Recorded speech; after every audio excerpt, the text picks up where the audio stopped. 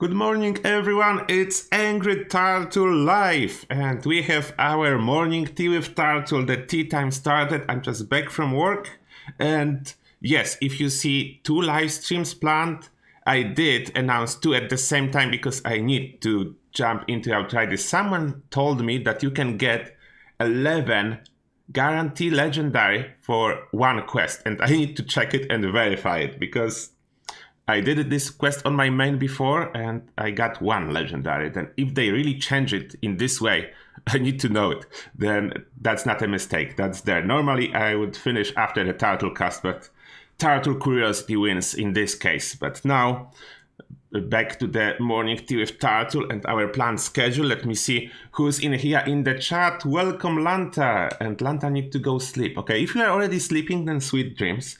And who else here? Alex of Awesome, Manny Flores, Samik Mojo, Nerd in Paradise, Atomic Bunny, Greg Hall in here as well. Tomasz Misiowiec, Nerd, I already think I said Nerd in Paradise? No, Nerd in Paradise, Frin, Gomu56, Nerfunkal, Spiritfire, Nikki Osborne, and Junius Johnson. Welcome to the live stream, and as our usual schedule, I will start with Ask a Turtle section on our Discord, and then I jump back in here to the chat. Oh, the dude is joining, Black1480, and the Nagi Proof. Welcome to the live stream. I know it's very early and not everyone can make it to morning tea with Turtle because, yeah, but that's the time I finish work, and that's the time I drink a morning tea. Then that's just happened. Okay, now the Discord and Ask a Turtle section. Let me try to swap to it. Oh, I need a preview, if it's actually working. Preview on my phone, please. Where is it? Show me my channel, YouTube. Want to see my own channel. I'm so desperate that I'm watching myself for more views. Oh, just joking. All right. Can you see it? It's not working. Wait a second. It's not working. Okay, this is not pressed. Now it should be working. Now it should be working. Apologies for the black screen. Failed. First attempt failed. But it will be fine now. Okay, the questions under Ask a Turtle. First on the list is Lexcellent. Hey guys, since experiment, if you're playing 76, I want to... I think since you experienced with playing, okay, I think that's the intention. I want you to check in your combat challenges and under the unlocks, there should be challenge called Securing Vault 94 0 out of 9. This challenge will unlock emote. I completed mine and I received no reward. My challenge disappeared and I have submitted tickets to Bethesda and nothing. I want to see if that challenge is in any of your logs. Okay, then I will need to check it next time I will play Fallout, but this is a legacy challenge. Then it was only possible a year ago when Vault 94 rate was up. Then I don't know if they may be planning to remove it, if something changed there, or if they failed to remove it from the list, or what's the case, I don't know. I will check it on next live stream from Fallout 76, how my challenges are looking for Vault 94. And yeah, unfortunately, I don't think there's much we can do about it if it's not working for you and if you completed it before, because Vault 94 is no longer available for raids. Raids were scrapped, and that's a legacy challenge. And Asbes is saying that he doesn't have this challenge listed at all. And Giant Panda is saying, Turtle, how would you go about balancing rifleman weapons and builds? You probably mean what I will do if I will be less responsible for balancing a developer. Oh, that's not finished of the question. Right now, the difference in DPS between a basic non-legendary unmodded automating rifle versus the semi-automating equivalent is over 200%, with the gap widening like 10 to 20% once you factor in perks, mutations, mods, legendary effects, etc. How I would balance it, like to keep it more interesting than just making the DPS equivalent by boosting the damage, I will make something more interesting, because the mechanic of Rifleman is different than mechanic of Commando. Commando is well known for being used a lot in VATS. Then what I would do, we are missing something that will be good out of VATS, like out of VATS bonus. And Rifleman, that's a lot of snipers as well. I will give it some nice boost to damage by conditional. It can be actually two different boosts. Like, I would give it double damage if aiming down the sight, and double damage from criticals, like additional double damage from the critical hit. Or a little bit less than double, depends. I will need to test how much damage I will be able to pull off first with double damage, and then eventually adjust it a little bit lower if this will be too much. But I will give it a specific effect that will say, maybe even somewhere on the weapon, that it's double damage while aiming down the sides and double damage from the criticals. Yeah, that will be good.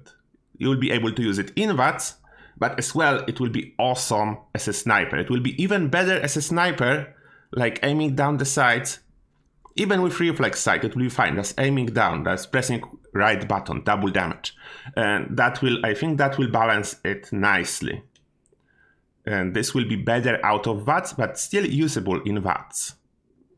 And then Nocturnal Explosive Malkavman is saying, could you test the damage taken by scorched enemies with weapons based on their regular type, Exterminator for Mylux, Hunters for Hunts, etc. versus damage taken by Zealots weapons and primed variants? It is possible to do, although I'm not sure if anything changed, and it was basically giving like additive damage last time I checked it. Then those weapons were basically bad. And unless something really changed to make it good now, then I'm not sure if I will have time to do this test anytime soon to gather those weapons and do the comparison. That we can try like on the live stream if I drop something like one of those weapons to do the quick check if it's actually doing something.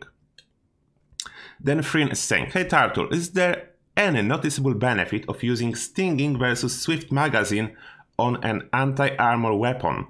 For example, on a fixer, how much does it stack and it's still worth it? I mean, I will either go for perforating if you need armor penetration, or I will go for Swift if you need better AP. Because Stinging is like the worst of both worlds. You still have high AP cost for shot, you have only a little bit of armor penetration, and the only real benefit is higher magazine capacity. Then it's like one of the worst options. You either go for full, like, if it's already anti-armor weapon, then for regular mobs, there is no brainer to use a Swift one, because you have enough armor penetration with tank killer combined with this anti-armor effect to achieve basically 100% for most of the cases. Then you don't need any more. But in cases of bosses, Colossus, Scourgebeast Queen, then either perforating for more damage per shot, or Swift for faster reload and more shots from magazine then, and less AP cost. That's the suggestion. Flying Tank is saying, does anti-armor prefix stack with stabilize on a gun, and does anti-armor melee stack with incisor? Yes, they do, and I even have video about it, showcasing exactly how those effects stack. Then Brie Villanelle is saying, I recently binge-watched your video on perk cards, and one thing confused me. Under perception, you mentioned that primary damage cards like Commando, Master Commando, Expert Commando, etc. should only be used on the base level 1 and not upgraded. Can you explain why in a bit more detail? I mean, that if you need to save points. Basically, the upgraded points, especially in case of Commando, are giving a seriously diminishing return. Like, if you run all rank 1 and you have your stealth bonuses, because the bonus is additive and all the additional 6 points that you will spend will give you total of whooping 30% additive damage bonus, then for you, in practice, it will feel like 10% more damage and it will cost you 6 perk points. Then it's not like you cannot use it, it's just if you need different perks, you shouldn't be worried to just exchange those cards to rank 1 and use different perks that you require to have equipped, because you will not lose much. Unless you're going for the fastest kill on the Colossus, then you will not see a difference. Then CPN is saying, greetings. Thank you for being a turtle. Please, what are good junk farming locations other than Wine Springs, Barrows, Harper's Ferry and Fort Defiance? That depends on junk. It's hard to answer here, depends what you are looking for. But you can check my series of the videos when I'm sending my boss soldier to loot different locations. You can see there exactly the breakdown of the enemies that lives in there and what kind of loot you can expect. I visited several locations so far, and yeah, that's like there's no one location the best for every single possible junk. Then you need to choose what are you looking. And Enclave Remnant is saying, depends on the junk you want. That's exactly what I already said, but good answer. Alright, that will sort out Ask Turtle section of our Discord. You have any more questions, don't hesitate to ask them in there, and we'll answer them on next Turtlecast. Then, going back to the YouTube live chat. Let me scroll a little bit, because I probably missed some. Yeah, there's a lot of you here. That's nice. That's nice. That's awesome. Yeah, almost 43k subs at this moment. That's amazing growth for our channel. Thank you everyone who subscribed. And good morning whoever else was joining while I was checking Ask a Turtle. Nerfulkan is saying I'm still awake. That's awesome. And Nikki Osborne is making coffee. See, I have tea. Nikki Osborne will be drinking coffee. It's all good for morning time.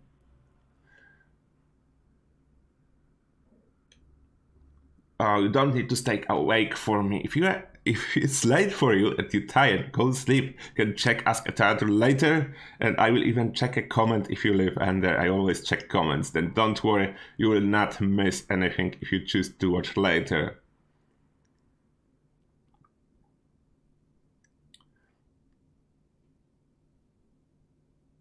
Yes, I know about per armor displays. We'll check if there is like inside the vault for this week or not.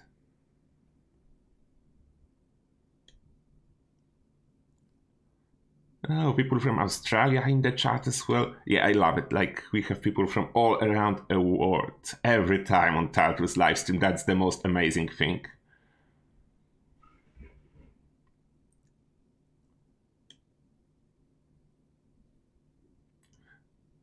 Yeah, I think that's this like unique idea for different weapons, in my opinion, is more interesting than just balancing the DPS to be the same with everything. It will work if you balance DPS to be the same with everything, but if it's all like basically working in the same way and only look differently, then it's no fun anymore. Is it possible to do bloodied junkies? Yes, you just need to be junkies with low health. Then definitely you can do that. There's nothing stopping you, and you will achieve about the same damage as bloodied, because 30% damage gap in case of additive damage, it's, as I said before, it's about 10% damage difference in practice.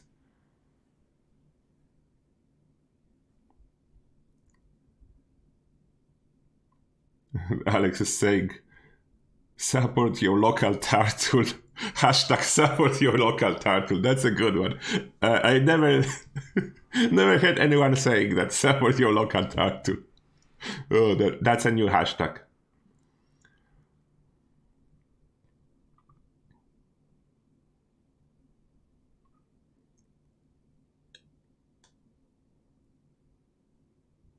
Yeah, every single buff.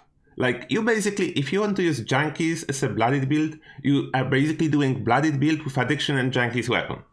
There's one upside to that. If for whatever reason you need to do Imposter solo and heal fully, then you still keep bonus damage from Junkies, where blooded will basically lose all and need to swap weapon. Then You can do everything with one weapon. That's some upside. If you want to, then you can definitely do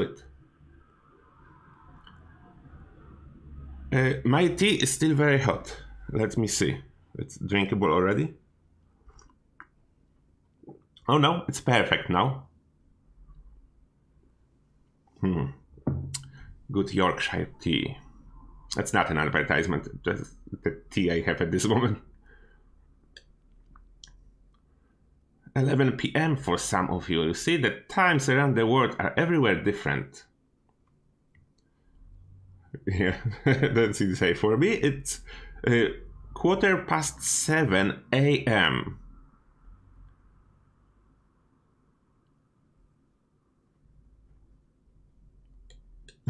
Your girlfriend is 17. Why do you take the haircuts? No, my wife is not so young, but she's young. And I'm 18, by the way. Then it's all fine. We're both 18. What's the worst 3-star legendary weapon? That will be probably Nocturnal Rolling Pin with limb damage. It's probably the worst one.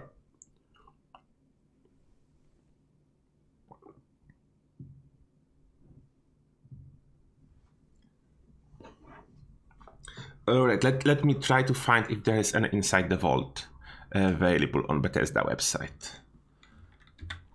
Bethesda.net, let me check if there is something. I hope we have something. There is some spring sale, but at this moment I'm not interested in sale. I'm interested to see if they have any news for me. Any news for the turtle, please?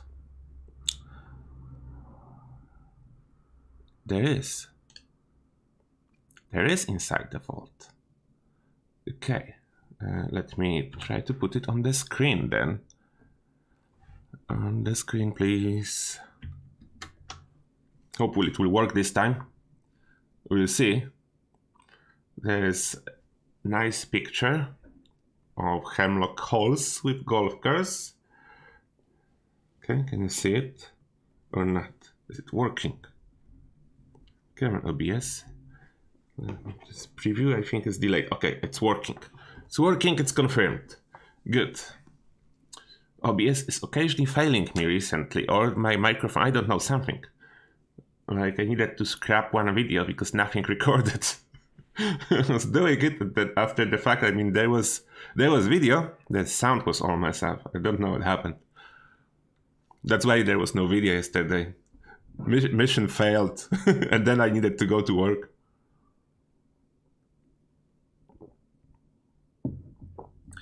Okay, Inside the Vault. Dev dive into daily ops. Okay, let's see what kind of exciting content they have in there.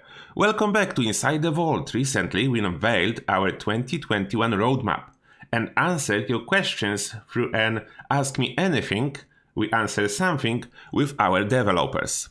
This week, we're focusing on new content coming to you with Update 26, Locked and Loaded, specifically the new additions to Daily Ops. My suggestion for next Ask Me Anything, top 10 questions with highest amount of upvotes are obligatory to be answered during the second hour of Ask Me Anything. That's my challenge for whoever will be answering them.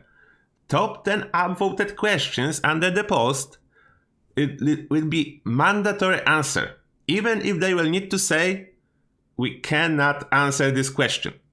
Just acknowledge, this way we will know they acknowledge existence of the question. Even if they will be forced to say, we cannot answer this question. That's my challenge. Challenge from the turtle.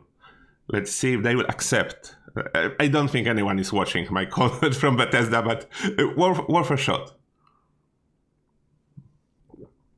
Next, with our Locked and Loaded update, we are bringing you an all-new update to Daily Ops, including a new game mode, locations, mutations, enemy types, and rewards.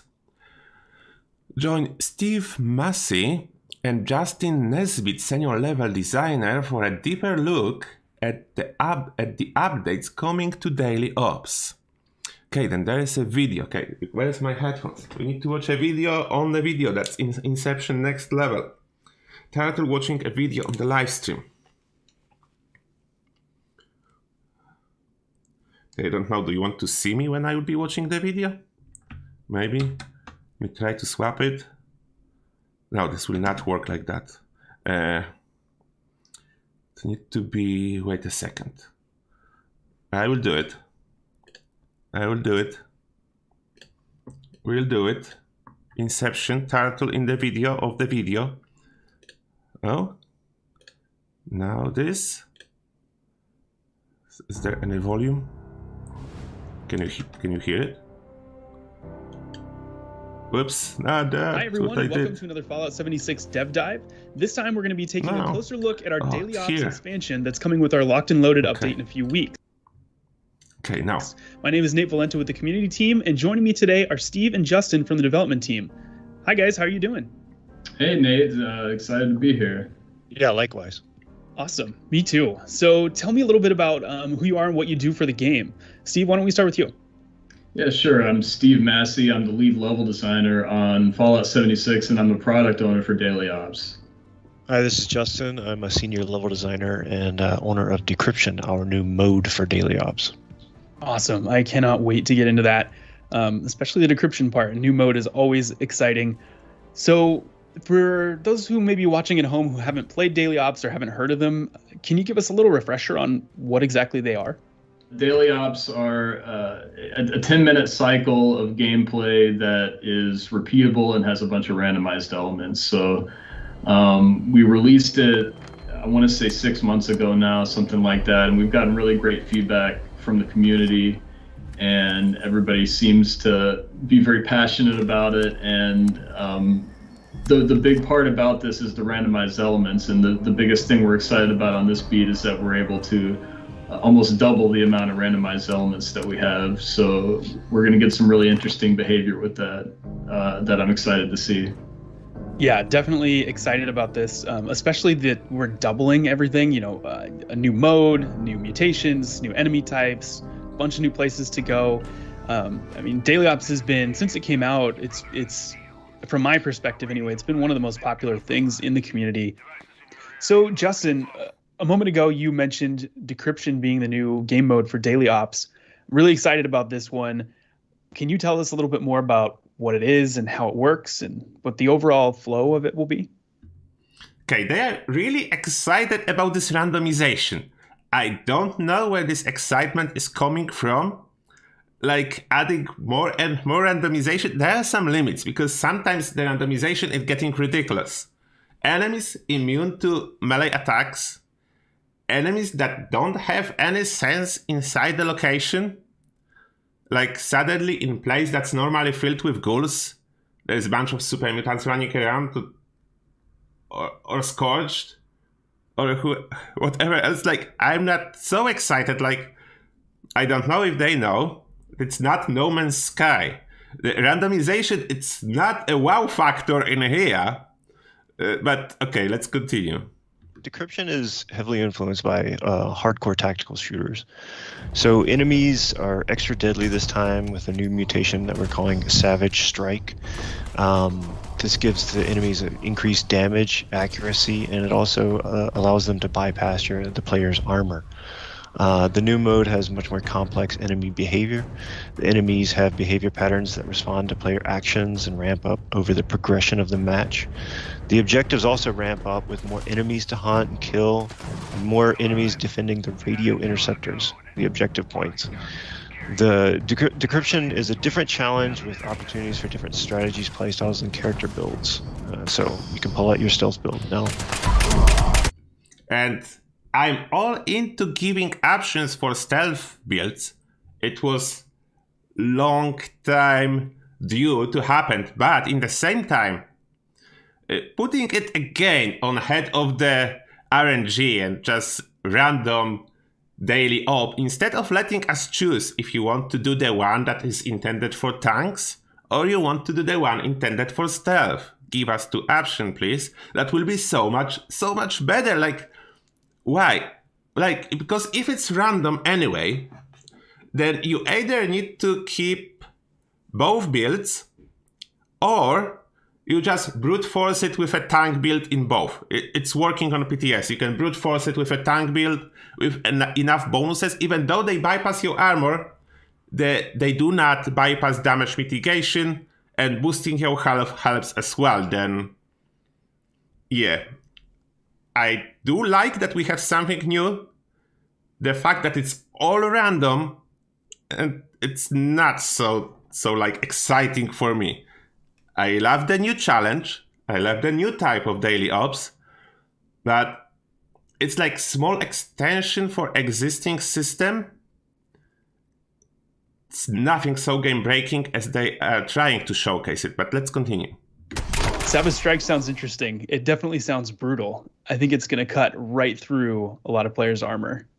Yeah, Savage Strike, the default mutation does a few things. It cuts through player damage resistance, and we have some extra damage added onto it and some extra accuracy. So Justin mentioned tactical shooters a second ago, and that's kind of our template for this gameplay. You want to see the enemies before they see you, which is why stealth builds come in so valuable here.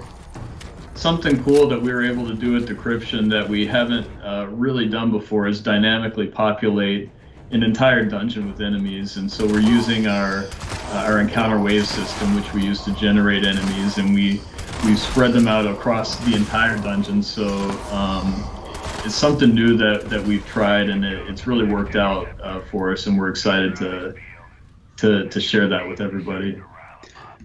Sorry to interrupt them, but how did they find 4 players playing full health build for this daily op? I just noticed. How? How did they find 4 players, high level, with full health builds? I'm pretty sure those are not real players.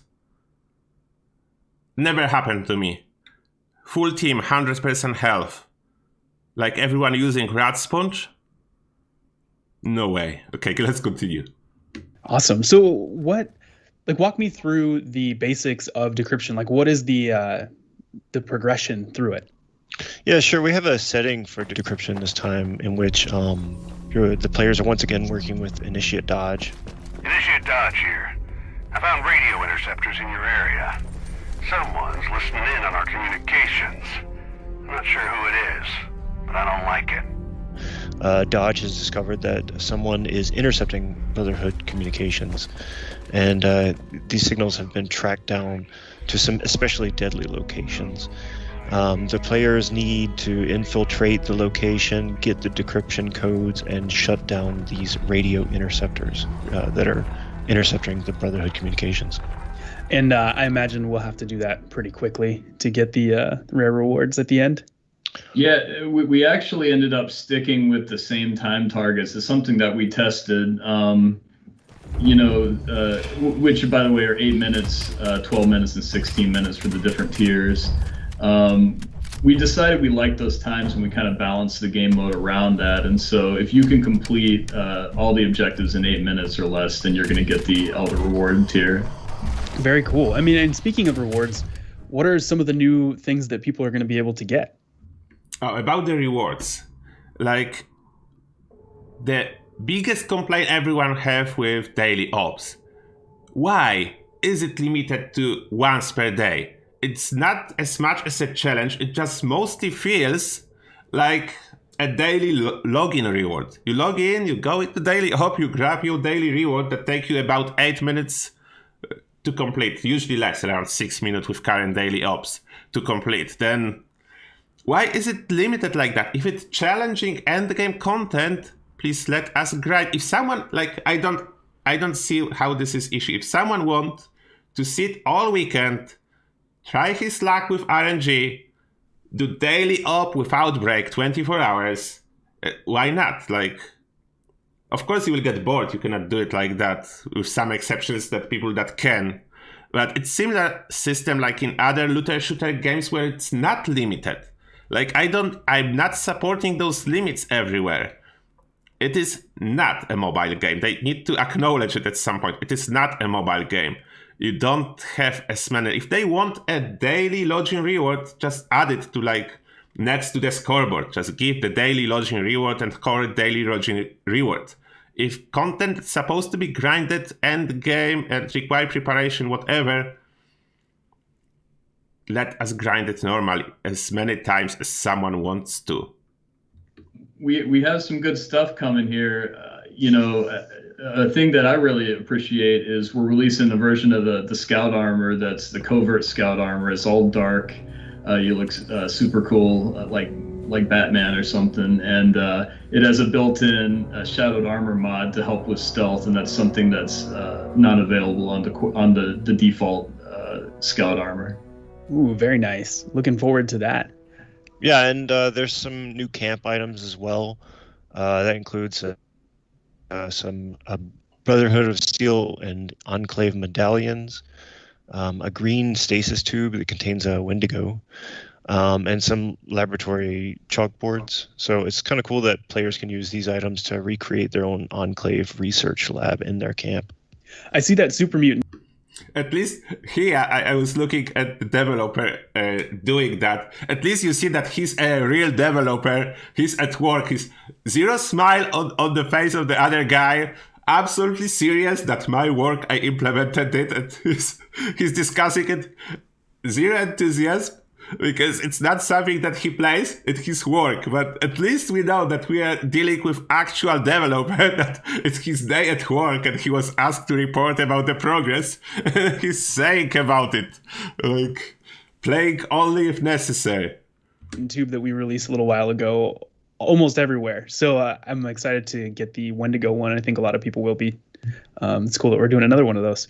Yeah, it looks very similar, so it'll be good to add to a collection inside of your shelter. Awesome. So new stuff. I mean, we covered the rewards, we covered the new mode, but here I'm watching this video. We're in Watoga Raider Arena. Tell me a little bit more about all the new locations that are coming, and in particular the one that we're watching right now. This is Watoga Raider Arena, and obviously it's a big community request. It's something that everybody wanted to.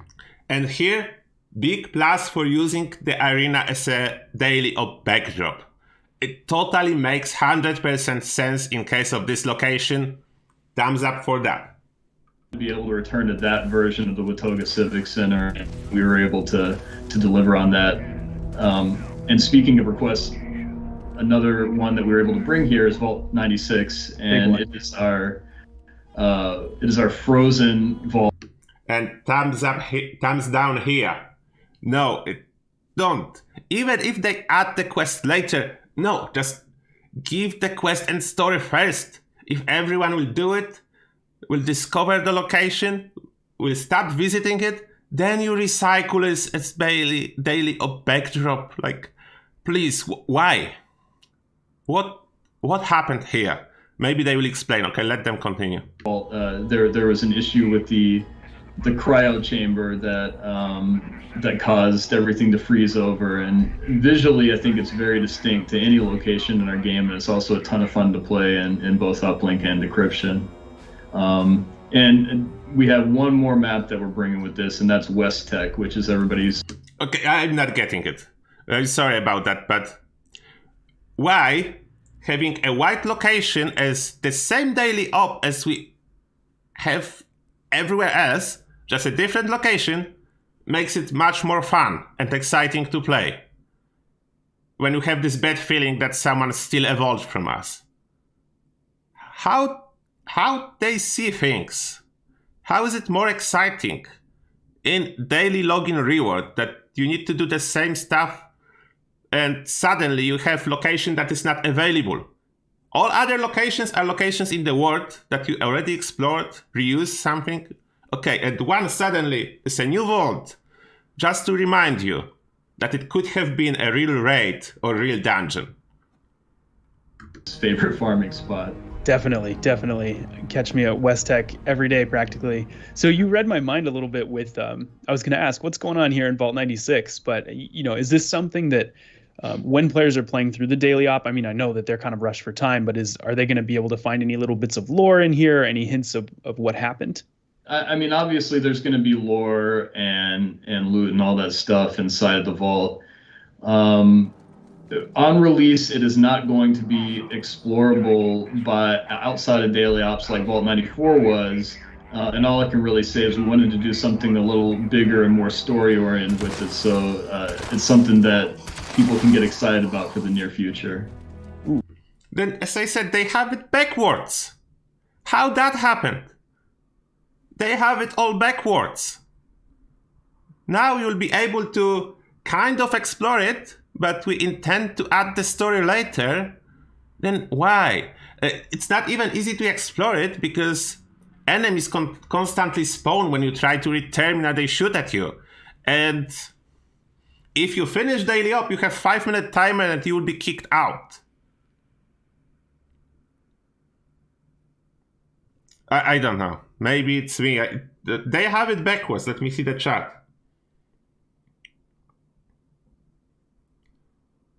Slap the keyboard through. No, my keyboard is nice. I don't want to destroy it. This interview is a scrap. Don't be too brutal on them. Those guys are just working. But who made this idea? That's the person to blame who figured it out. I know they don't want to touch raids, but please at least give the quest first. Don't do it backwards like it's not adding anything. This one more daily op backdrop that will be in random rotation. What's mean it will be like how many locations is there now? 8 or something like that? It will pop up once per week? How this makes it more exciting?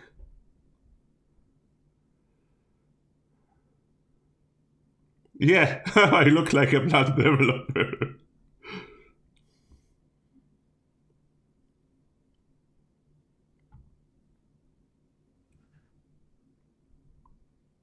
Blame Todd. You can always blame Todd. It's always to blame. Yeah, I'm live in 30 minutes, less than 30 minutes, but with Outriders. That's why I put it separate. But if you want to talk about something else when we jump to Outriders, it's still fine to continue and chat around. Yeah, that's all good. Okay, let's continue. Ooh, cool. I bet that will be worth the wait. So as we're watching this video here, I'm seeing a lot of different enemies. You know, we've had Blood Eagles in the past and super mutants and robots. But who are we going to be fighting in the new daily ops? Or what new enemy types are being added to the randomized pool with the expansion? Yeah, we have 3 new encounter groups. We have the Mole Miner faction, and they're going to be supplemented by mole rats, including exploding mole rats, everybody's favorite. Oh no. People love exploding enemies. But you can see that this guy is a troll. But in a good sense. Like, he was barely smiling. The biggest smile on his face, you can see when he said that there will be more rats. In daily ops. He added more rats. He's so happy about it. I like it, actually. I don't have it against him. It's a thumbs up. And we have the Scorch encounter group, which is my favorite. As I was helping put together the Scorch faction, you can see when he said about Scorch, like he was smiling and really excited about those mole miners. And then he said, and we added Scorch that are my favorite. You can see that he's lying here. Mole rats are his favorite. We realized that just the Scorch themselves weren't quite as compelling as we were hoping, and so we were able to mix in certain insects like blood bugs. We were able to mix in the cave crickets, which are absolutely terrifying. Yes. And we were able to mix in wolves and stuff like that. So the Scorched Encounter group is kind of a catch-all, and it turns out to be a very interesting and diverse experience fighting that encounter group. And then our third one is the Cultist faction, and obviously we have the Cultist, and you know these locations are too big, or too small rather, for the Mothman, but we were able to introduce a new encounter type called the Mothman Hatchling, which you'll see at some point in this video. So look out for that. It's a fun new popcorn enemy to take down. It might be the cutest Mothman I've ever seen. Yeah, you might not feel too good about killing it, to be honest. It's so cute. So speaking about the new enemies and mutations, we have bosses in the uplink mode. Do we have new bosses in Decryption? Yeah, just like our previous faction, our new faction has these cool new bosses that come with it. We have a cultist boss who wears a ghillie suit and these really cool Mothman glasses.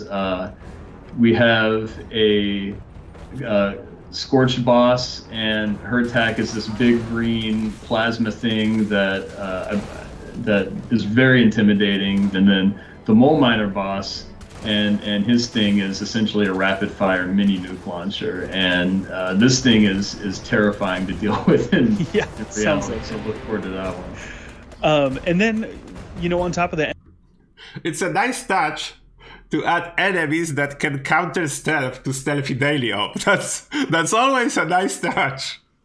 enemies, we're also adding new mutations. So which mutations I see Swift here on this Scorched Incinerator. What is Swift, and what are some of the others that we're adding? We have 3 new mutations that we're bringing. The first one, as you mentioned, is swift-footed, and enemies run especially fast, and especially melee enemies are very terrifying when this happens. Cave crickets will sneak up behind you before you realize what happened and kill you in one hit with the Savage Strike default mutation. So it can be very scary experience. We also have Toxic Blood, which when enemies die, they're going to drop a hazard, a poison hazard on the ground, which especially in uplink really shakes up your ability to stand around the capture radiuses. And the third one we have is group regeneration. And group regeneration is cool because by themselves the enemies don't do anything special, but the second they get bunched up, they all slowly heal each other. So it really adds a lot to the depth, especially if fighting boss enemies in both modes, to have to clear out the smaller adds with less health so you can kill the boss without it slowly taking up health. So all 3 of those I'm really excited about because they really change up the gameplay. And by the way, all these combinations are available in both Decryption and Uplink, so it sort of exponentially increases the amount of variety you can get in these matches. That's cool. I'm a little bit terrified to find out what swift-footed exploding mole rats are like. But I guess we'll cross that bridge when I come to it. I think you'll hear the explosion before you. You see this guy? Again, topic of mole rats. Instantly huge smile. That's the only moment he's smiling so much. Mole rats. You see him coming. Oh no. So we got all these new locations, the new enemies, the new mutations, and the new mode. How did the community feedback sort of factor into how you looked at the Daily Ops expansion and what you decided to include and how you decided to implement it? Yeah, community feedback was really important to us. I mean, I personally read the forums all the time, and I know the entire team does the same thing. We're very interested in what people have to say in the feedback that they give. So we already talked about locations that we're bringing that were community requests, but right. we have some other stuff. Just quality of life improvements in general that we think people will appreciate. I believe we've already talked about publicly how we're going to in this patch there's a melee attack improvement, just connecting more reliably, which should help things out like Resilient. I went through and reduced the time it takes to activate the uplink in the uplink mode and the activators in this mode from 5 seconds to 3 seconds, so make that a little punchier. And something that Justin just sort of did in his spare time, which was awesome, was he added in a cleanup mode at the end of both uplink and decryption. So once you complete the final objective, no longer will you get attacked while you're trying to look at your rewards. All the enemies are gonna sort of have a fun little explosion at the end, and it won't be bothering you anymore. Yeah, we got a cool, satisfying. No, that's interesting. This exploding enemies at the end. Okay, that's fine. That's fine. I need to see it. I didn't notice last time, but maybe I just killed them all. I need to do it on PTS next time. I'll be testing. Pop. That's awesome. You can see how well rewarded he was. How I can stop it and show the screen. All right, thank Oh, you so much for watching, everyone. That just about does it for our Daily Ops expansion. Justin, Steve, thank you. Really appreciate you taking the time to talk to me today. Thanks for coming on. Yeah, well, thanks for having us. We're really excited to get community feedback from this, and we're excited to just keep on delivering on more Daily Ops content in the future. Yeah, thanks for having us. It was fun. Awesome. Thanks, guys. For those of you at home who want to jump into the Daily Ops expansion, you can join us right now in the public test server, dive into some new locations, take on some new enemies, and try out the new mode. For everyone else, we can't wait to see you when the Daily Ops expansion goes live in our Locked and Loaded update in a few weeks. Thank you once again for tuning in to our latest Dev Dive. We'll catch you in Appalachia. Okay, 15 minutes. Then this update about expansion for Daily Op is about twice as long as the time we'll spend inside the Daily Op. Then that's the first time, I think, when new feature of the game is shorter than info about the new feature. The video, but there's some good stuff. Although I cannot stop myself from being disappointed, mainly because of this vault, of taking away my excitement, waiting for something good happen. Okay, let me close it and change the camera. Did I change the camera? I think I did. I hope I did. Okay, that's it's not end of Inside the Wall. Okay, it's not the end of the article. Give me a second. Back camera, show the article. We need to go back to the article. Let me check comments first. What do you guys think about this extension to Daily Op?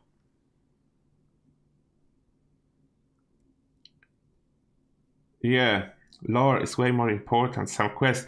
I even understand adding endgame content, but please, made it endgame content. Repeatable content, like killing bosses, chasing new bosses. Like, we can repeat Imposter is 1 per 3 hours, but we can repeat Scourgebeast Queen and Colossus freely. And the new stuff that they are adding that's supposed to be endgame content, and they working on that, and they already announced that they will keep working on that, and they will add even more randomization later. Then so much work for 6 minutes a day of a playtime. Like, if they will decide to add a quest, a single quest that will take, let's say, 2 hours, that will equal 20 days inside of Daily Ops. That's if you just calculate the time. 6 minutes per Daily Op, 10 days you have an hour of the playtime. Then 20 days you have 2 hours. Then it's like 2.5 of an hour of repeatable content per month. And it's absolutely repeatable, like literally the same thing that you do over and over, but limited to once per day. Then so much effort into, like, who made the decision that this is the part that requires so much effort and work? I cannot see how those new... It will be nice for first 3 runs. As I was doing it on PTS. After first 3-4 runs, it feels the same. Like all the Daily Ops, just more randomization, but basically you do the same stuff, a little bit different manner. Then it's very little of the actual content and a lot of work. Unless I misunderstood something. Let me check the chat now. And some of you saying that lore is more important, and I agree.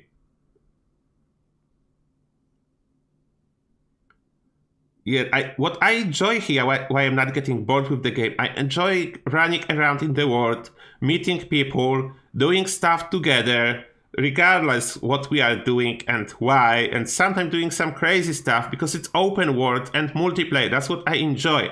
And they are adding something that I don't know if anyone asked for. They are adding more randomization into daily rewards. I don't know. Yeah, everyone is waiting for summer with more story. Hopefully it will be... I really hope it will be more than December one. But I'm afraid it will be the same length.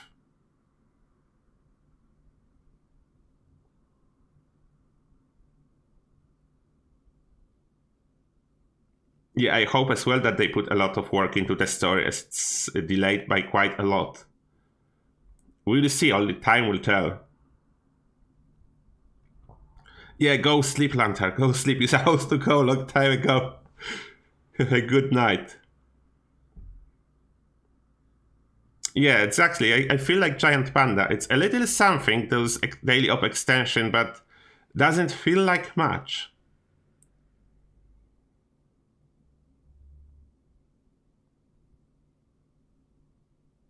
And because they delay everything so much, I have time to mix out and play Outriders as well. That's the main reason I play them too, because I don't want to exhaust myself in Fallout. I play when I have satisfaction from playing. Then I jump to the game quite regularly, but I mix up and do some Outriders, something else. Then I'm still excited when I'm coming back.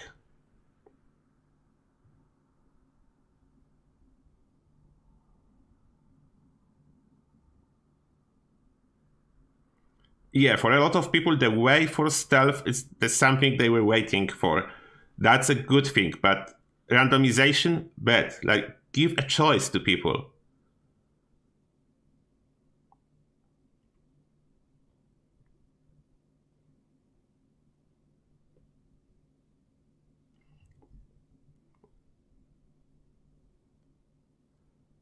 Yeah, don't forget to like the stream if you like it, guys. I appreciate every single like.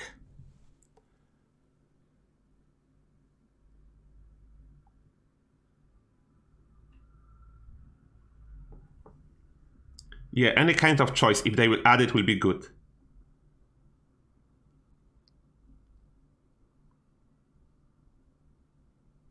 I don't know why they think more daily ops is so necessary. Okay, let's see what's next in this.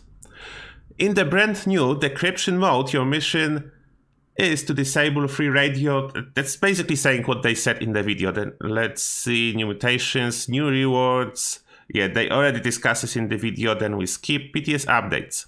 Players who own Fallout 76 on Bethesda.net can jump into public test server. We know that it's always worked like that. And pennant can be earned. Our recent updates to the PTS have also included mannequins. Simply place down outfits. We would love to continue to hear your feedback. New future PTS forums here. Okay. Legendaries say the Purveyor League Generous starting April 8th and Monday 12th. 25% off legendary weapons and armors just for you. Okay, that's a good thing. That's always a good thing. It's not the amazing one. Sometimes they were giving us 50%. I hope it will be like, they should pair it with increased script limit. Like, it will be so good because you take so many weapons, you cannot script them back. Like, give us in the day, do it shorter. Like, even if they do it shorter, just only 2 days, but during those 2 days, give us 500 script limit. That will be able to put those weapons back if we don't like them or something. That will be cool. And that's it. And I know that power armor stands were delayed. I don't think they said it here, but yeah, they have been delayed. Then power armor stands not coming yet. All right, that's about it.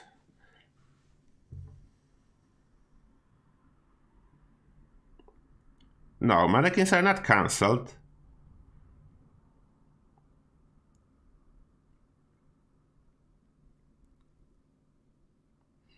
Yeah, if they will get like more funding, I'm pretty sure they can extend and do it more like Elder Scrolls Online. I don't mean copy Elder Scrolls Online, but add more content, like similar amount of content in regular period of time. That will be so amazing for Fallout. And I'm pretty sure it will grow to at least the size of Elder Scrolls Online. If they will give it some love and keep working, it will grow to the same size. At least, because not everyone likes Elder Scrolls Online. but a lot of people like followed at least as many.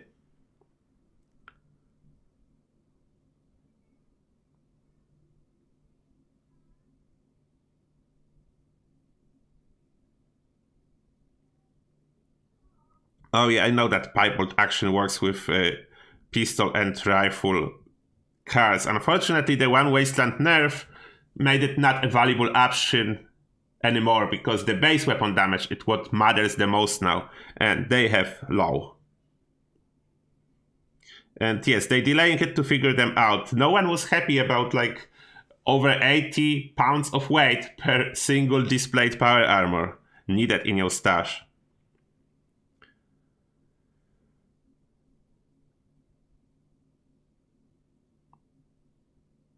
Yeah, we'll see what the future brings. Like, next update, what I'm most excited about, loadouts. Extra camp slot, even though I'm not into camp building, but I really want one mobile camp. A farm camp with some crazy stuff in it. Like, if I will need adhesive again, I will just pop up my camp with adhesive farm instead of claiming workshop and building everything from scratch. Like, have a second spot with a huge farm whenever I need a lot of adhesive, or like a mobile platform with artillery. Something crazy to do, something fun and hilarious. That's why. And second build, that's always welcome. Free. You know how much I spent on moving my special around when I was testing stuff? Way too many points. Then now I can grind a little bit more levels on my main, and I will no longer spend any points to move a special around. Then it is so good.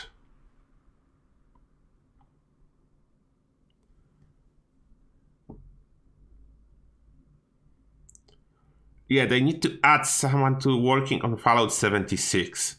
Like, do the separate team for story content and give a separate team to do those QOL improvement, daily op improvement, and something. 2 different teams. That will be so amazing. And there shouldn't be any interference, because content, like story, it's not something that will bug out existing stuff. They can even do it like expeditions, they said. They can be even outside of the map and no interference with existing stuff, or like location that you go through the loading screen and it will not touch anything that is already in the game, will not break anything, and separate team can work on that.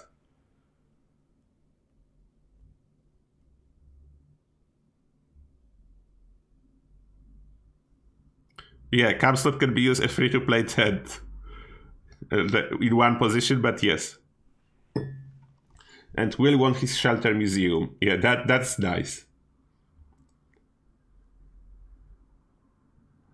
Special loadouts definitely will ruin existing PC loadout mode. They will need to update it in order to work at all. But imagine what? There's a lot of console players and they do not have any mods. Then I always think about console players as well. And I see the update and I see stuff added that PC players are saying, oh, that's not needed, we already have better, or something like that. Like, we as a PC players, I'm a PC player, but I'm not using mods because I want to have the same experience as everyone else. Then, I don't know, it's probably like 1/3 of the player population. Therefore, it's not a majority at all. There are 2 different consoles that taking most likely have more players.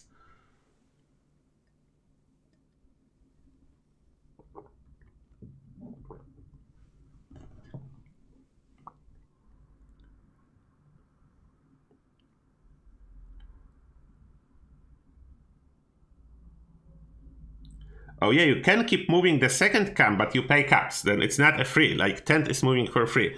The loadout, when you place it once and then you need to move it, you pay caps. Then, yes, it's not exactly free. Unless your spot will be taken, then you are getting a free relocation. Okay, now I will press stop the live stream here. But if you want to stick around, I will start the live stream straight up the second one, as I need to jump into Outriders and check something out. If you are interested, or if you want to keep chatting, then you are welcome. I'm pressing end here. If you are leaving, then see you later, guys. Have a good day. And I'm back on. I need to press end in here and start the other one.